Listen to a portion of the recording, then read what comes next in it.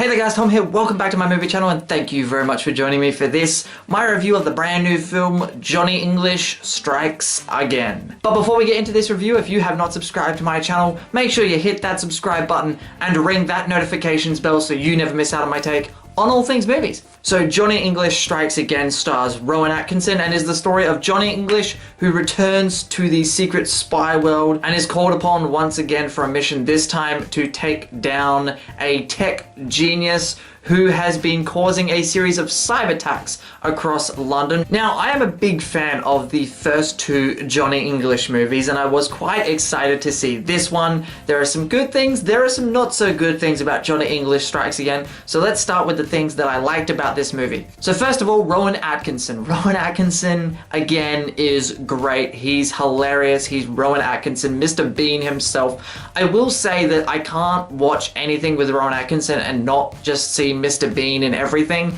and that's just a testament to how funny the dude is.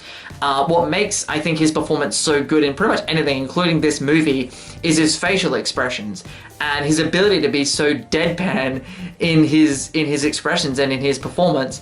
Now, this movie is a comedy, and the job of a comedy, the number one job of a comedy, is to make you laugh. And did Johnny English 3 make me laugh? Yes, it did. It had some cheap gag humor, some slapstick humor. There was a couple of really funny moments in this movie.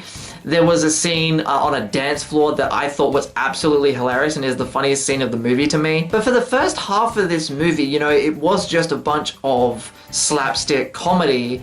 And there is some story to it as well, but it was mainly just slapstick comedy and some funny moments strung together. And at a certain point, I started to wonder if this whole movie was just gonna be a bunch of funny slapstick humor. And then there was one moment halfway through the movie of genuine emotion. Like, it was quite an emotional scene, and it's a scene that really packs a punch. And without giving too much away, it is a scene where you do feel very sorry for Johnny English, and that was a really heartfelt moment in the film, and it was a moment that I enjoyed watching, like, because it gave this movie just a bit more extra layer of depth that I think it needed, and it took it from just being a silly comedy and gave it a bit more emotion. Okay, so those are the things that I liked about Johnny English Strikes Again. Let's get on to something that I didn't like about this movie, and that was the villain. The villain in this film is very one-dimensional, he's very one-note.